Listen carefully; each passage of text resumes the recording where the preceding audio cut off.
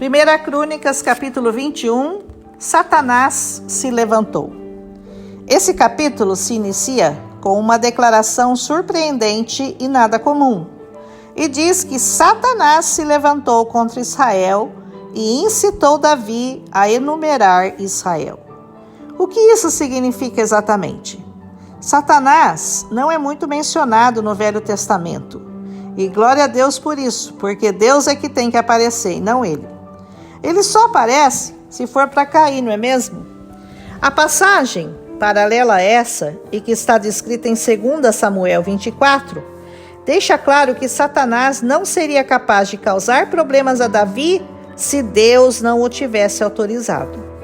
A contagem dos homens de Israel não era em si um problema. O problema é que Davi sucumbiu ao pecado do orgulho e da soberba, julgando-se forte e poderoso pelo exército que possuía, e não pela obediência e submissão ao Senhor. Ele não poderia refugiar-se na sua força militar antes e mais do que na sabedoria do Senhor, o seu Deus. Ele também violou regras que Deus havia dado para a realização de um censo, o qual dizia que cada homem que fosse contado tinha que doar metade de um shekel para o tesouro do templo. Isso está escrito em Êxodo 30, do 11 ao 16. Deus dissera que um censo realizado sem essas providências seria punido.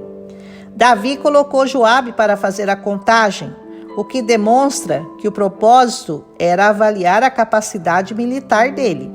A expressão desde Berseba até Dan significava de todo o país, de norte a sul.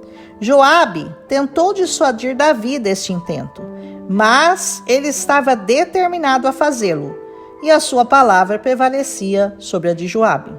E Joabe lhe deu a soma: 1.100.000 homens que empunhavam a espada, mais 470.000 homens que empunhavam a espada em Judá. Então, 1.100.000 em todo Israel, 470.000 em Judá. Porém, ele não contou as tribos de Levi e Benjamim, porque a palavra do rei foi abominável a Joabe. Isso desagradou a Deus, e por isso ele feriu a Israel. Versículo 7.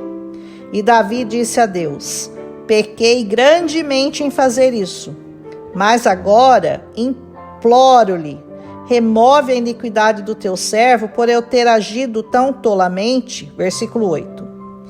A grande diferença entre Saul e Davi era essa: quando ele errava, ele pedia perdão, ele assumia sua culpa e ele clamava por misericórdia, ao passo que Saul continuava a agir conforme seu coração e seus pensamentos mandavam. E o Senhor falou a Gade, o profeta de Davi: ofereço-lhe 3 coisas, escolhe uma. Primeira, 3 anos de fome. Segunda, 3 meses para ser destruído na presença dos seus inimigos. Terceira, 3 dias da espada do Senhor, a saber, a peste na terra e o anjo do Senhor destruindo ao longo de toda a costa de Israel.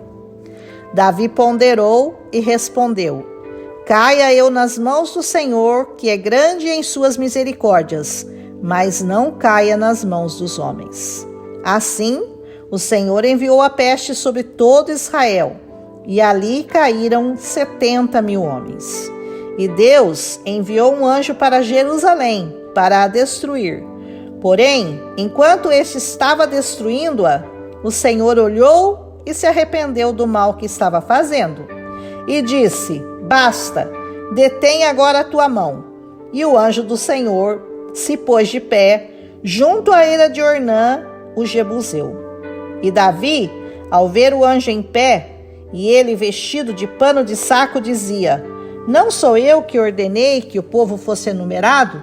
Fui eu que pequei. Caia sua mão sobre mim, mas não sobre todo o seu povo, para que sejam atormentados. Então o anjo do Senhor mandou Gade dizer a Davi que ele deveria ir até a eira de Ornã, que ficava no Monte Moriá, e erguer ali um altar ao Senhor. E ele assim fez. E Ornã, que estava joerando o trigo com seus 4 filhos, viram o anjo e esconderam seus rostos. E viu Davi e se prostrou a ele.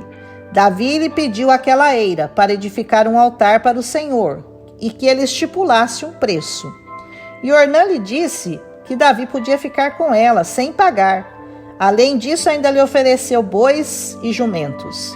Porém, Davi lhe disse: não, eu quero comprá-la, pois não darei ao Senhor o que não me custou nada.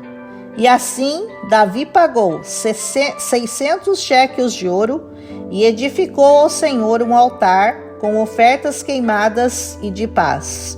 E o Senhor lhe respondeu, mandando fogo sobre o altar das ofertas. E o anjo guardou sua espada por ordem do Senhor. Naquele momento, Davi viu que o Senhor lhe respondera ali, na eira de Ornã, e nem teve forças de ir perguntar ao anjo por quê, uma vez que o tabernáculo do Senhor não estava ali, mas estava em Gibeão naquela época. O final deste episódio mostra que o lugar sagrado mudou. A arca ainda estava em Jerusalém e o tabernáculo estava em Gibeão.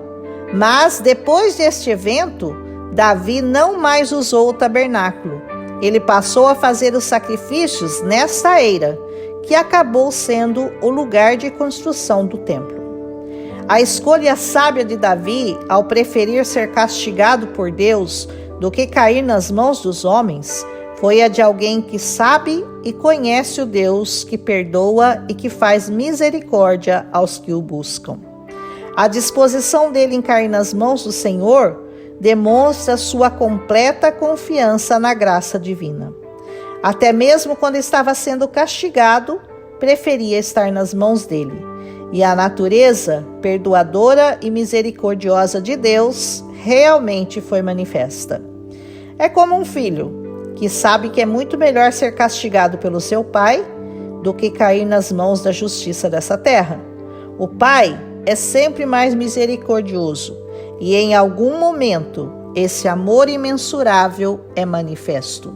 Se é para ser castigado, que seja a justiça divina, onde há muitas misericórdias, do que cair nas mãos da justiça dos homens, que é falha e como um trapo de imundícias. Escolha bem, escolha o Senhor. Ah, você já o escolheu, né? Muito bem, fez uma sábia escolha. Que o Senhor te abençoe. Amém? Um abraço e até amanhã.